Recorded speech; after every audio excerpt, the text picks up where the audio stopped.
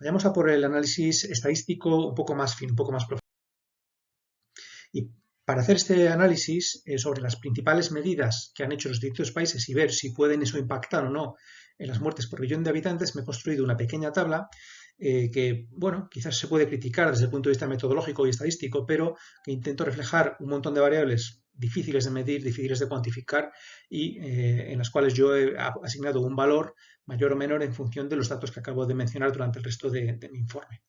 Y he aportado para, digamos, el confinamiento selectivo, no masivo, no más rígido, sino si es selectivo y rápido, la rapidez en general de la reacción, incluso con cierre de fronteras, la utilización de test masivamente, la utilización masiva también de test, o sea, de EPIs y distanciamiento y de sistemas de información para tomar decisiones. Y añado todo esto en un factor que es el total de medidas y lo veo si correlaciona o no con las muertes por millón de habitantes.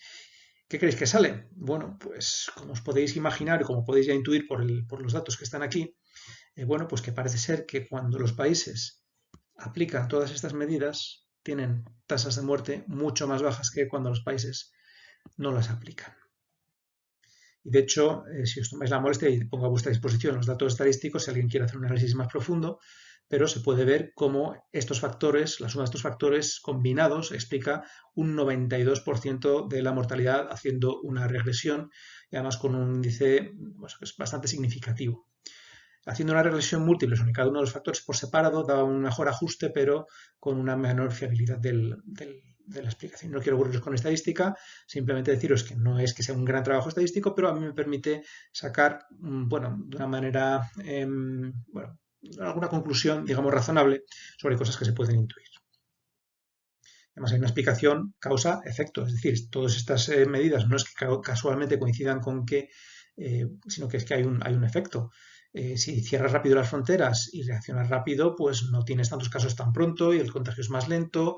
Si haces un confinamiento selectivo, evitas destruir la economía y además, bueno, pues consigues parar un poco las cadenas o ralentizarlas. Además, tienes que tomar decisiones basadas en información y permites que eso evitar todo esto. Entonces, bueno, pues yo creo que sí que hay cosas que se podían hacer. No se puede predecir una pandemia, pero sí se pueden gestionar con la información que está disponible para el gobierno. Algunos que lo han hecho bien y otros mal. De estos 6 factores que he mencionado, 3 dependían únicamente de decisiones del gobierno y otros 3 dependen de otros factores, de suministros externos, etcétera, pero también eran gestionables o se podían haber previsto y si no se previeron al principio, al menos 5 meses después del inicio de los primeros casos anunciados en China, pues quizás ya se podrían haber gestionado y seguimos igual o más o menos parecido que al principio. Entonces, mi conclusión, quizás otra persona puede sacar otra, pero a la luz de los hechos que yo he mencionado, es que la crisis se podía haber gestionado mejor y que hay países que lo gestionan mejor y otros peor. Y concretamente en España, en este caso, no podemos estar orgullosos. Y eso me da igual el color de la persona que está. Y si hubiera otro que lo hubiera gestionado con otro color, se lo diría, pero como el que está es el que está, pues lo digo del que está. Bueno, y esto lleva a también una valoración, no mía, sino de todo el mundo, de que la gestión del político, los políticos están gestionándolo bastante mal. Respecto a la oposición, pues hay de todo. Hay también críticas, pero hay de todo, hay más equidad.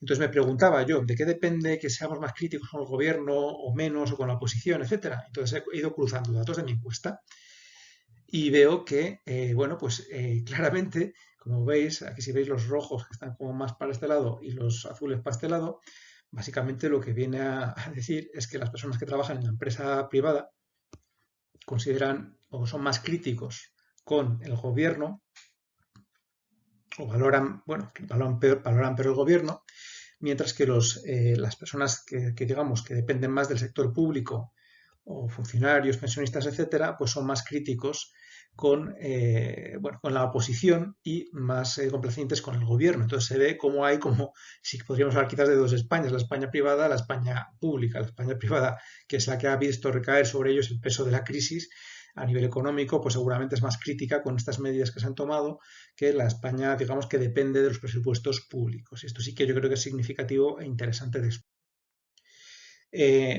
Curiosamente, si vamos a lo que es no ya el puesto de trabajo, sino la afectación económica, aquí vemos que no hay ¿cómo decirlo?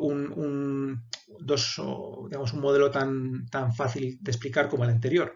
Aquí vemos gente que está muy afectada y que critica efectivamente mucho al gobierno, pero hay, bueno, pues más subidas y bajas y no hay una clara relación entre el grado de afectación por el coronavirus económicamente y la opinión respecto al gobierno y a la elección.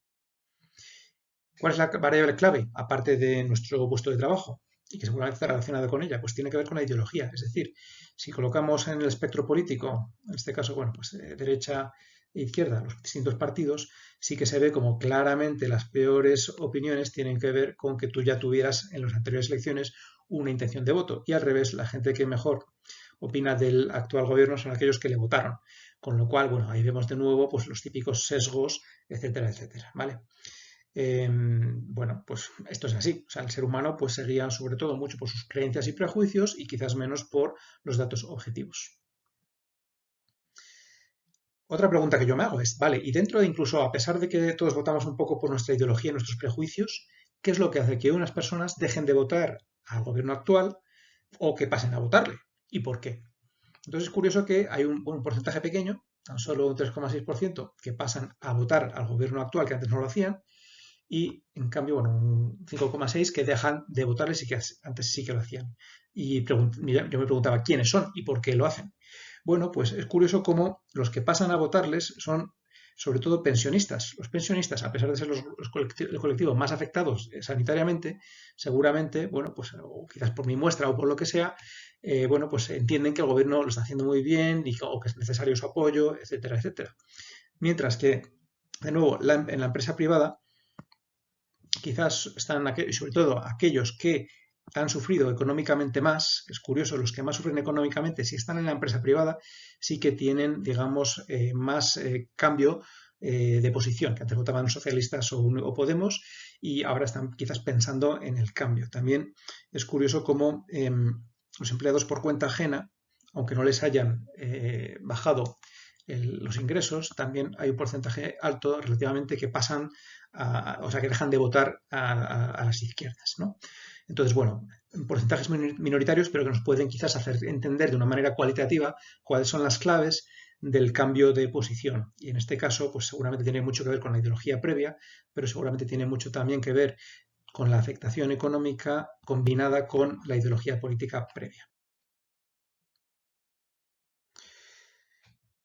Bueno, entonces esto aquí hago un pequeño resumen. Oye, pues quién deja de apoyar al gobierno actual? Bueno, pues autónomos y empresarios afectados económicamente, empleados privados y también otro factor que he estado buscando y buceando entre los datos es que cuantas más cercanas las muertes de la persona, más probable también es que cambien de opinión. Bueno, veremos también, claro, es normal, al final te toca emocionalmente y tomas decisiones. Eh, Otra pregunta, ¿por qué se pasa a apoyar al PSOE o Unidos Podemos? Entonces, bueno, básicamente una enorme fidelidad de los votantes anteriores, pero entre los que no eran votantes anteriores, ¿quiénes le pasan a votar? Pues como decía, pensionistas sin afectación económica, gente que valora bien o coincide con que valoran bien su gestión y critican en cambio la de la oposición. Y bueno, pues hay otra serie de factores que no están tan claras. Que yo pensaba que iban a pesar más el tema de medios de comunicación, el tema de variables demográficas, sexo, edad, etcétera, tampoco parece que tengan un peso muy grande, por lo menos en mi encuesta.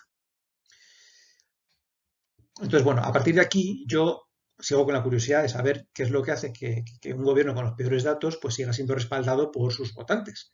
Yo quizás a lo mejor no soy tan fiel a mis votos, pero bueno, hay mucha gente que evidentemente sí, tanto de un lado como de otro. En este caso, pues pongo críticas sobre el gobierno actual, pues porque es el que está ahí y es el que está haciendo lo que está haciendo. Lo que harían, no hubieran hecho, podrían hacer los otros, pues no lo sé. Eso sería ya ciencia ficción. Bueno, a lo que voy. Entonces, mi experiencia cualitativa, hablando con este perfil, gente que apoya a toda costa al gobierno y que yo hablo, dialogo, debato con ellos con todos estos datos que están hablando con vosotros y sin embargo no cambia.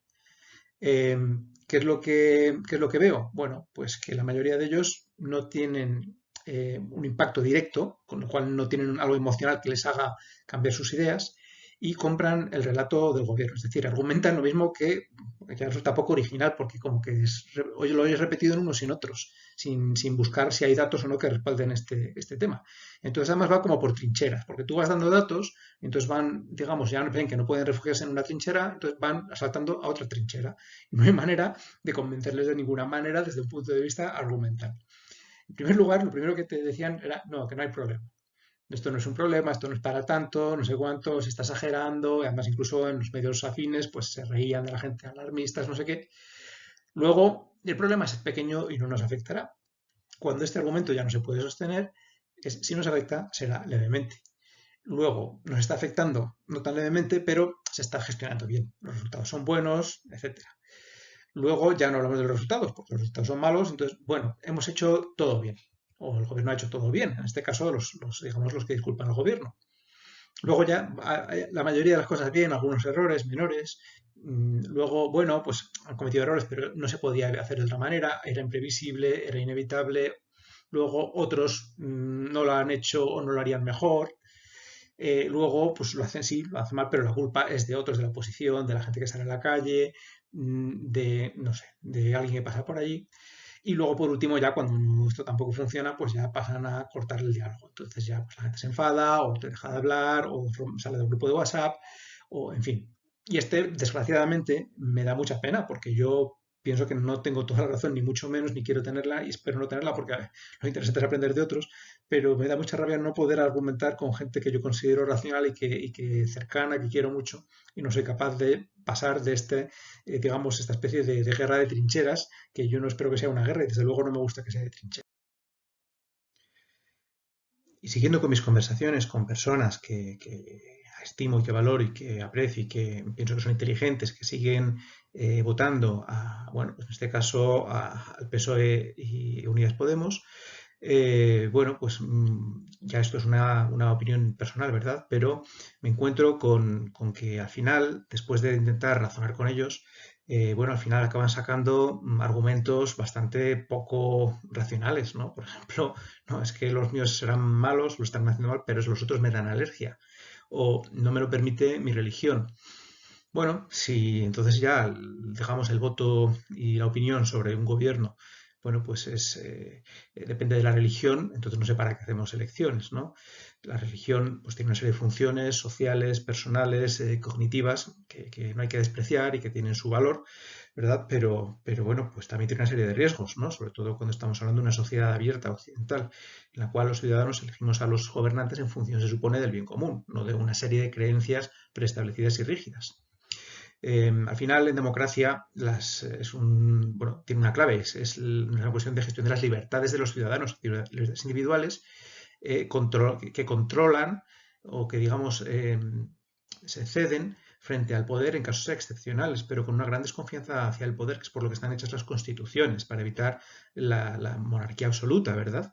Y las tiranías. Entonces, una de esas libertades es el voto, pero para que esa libertad funcione bien, pues evidentemente tiene que haber conciencia y claridad sobre lo que está pasando. Si yo voto en base a informaciones sesgadas o falsas, o no puedo ver, o me ocultan una parte de la realidad, mi voto evidentemente no es libre. Y de la misma manera, si yo quiero tener un voto libre, debo tener una responsabilidad de coherencia.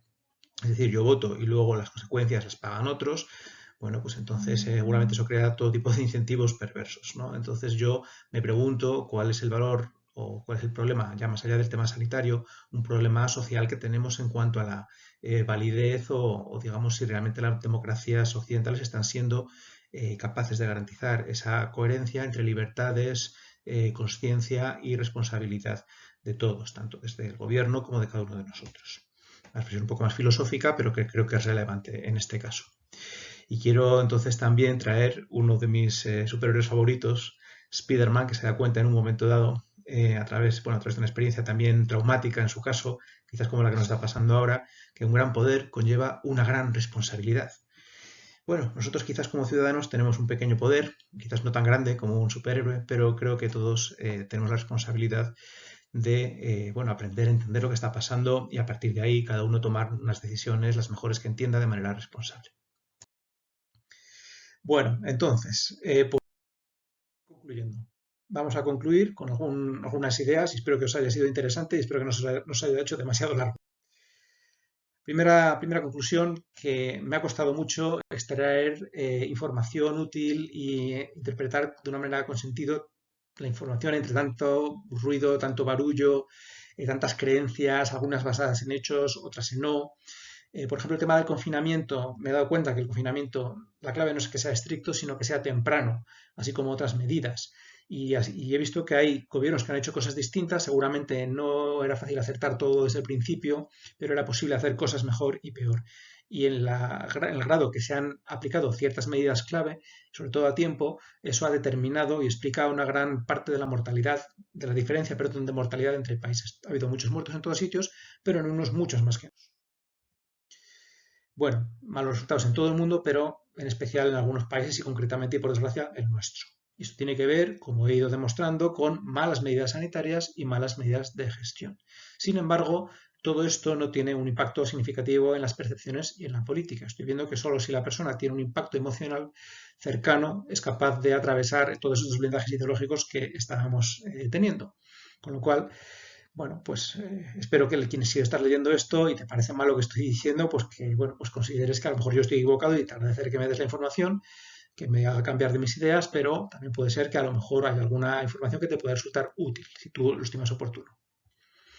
Entonces, bueno, en esa lucha entre la racionalidad y el aprendizaje frente a las emociones, seguramente tengo mucho que perder, pero si has llegado hasta aquí, creo que serás una honrosa excepción y espero que esto estés de acuerdo conmigo o no, estés de acuerdo con mis conclusiones o no, tengas otros datos o no, bueno, pues que nos sirva a todos para establecer un debate racional y civilizado que nos permita a todos aprender y mejorar para la próxima vez, aunque solo sea por el respeto que nos den, bueno, pues todos los 30.000 muertos que hemos tenido solo en este país y todos los miles de afectados. Yo creo que merece la pena el que tengamos un debate interesante, racional y constructivo sobre todo esto. Espero que te haya sido de interés y que, bueno, pues que te intereses más adelante por otros contenidos que podemos poner a vuestra disposición sobre desarrollo de personas, más centrados en nuestra actividad habitual. Buenas tardes y deseo que estés muy bien. Esto ahora que ya cuando se dice con mucho más sentido que antes. Adiós.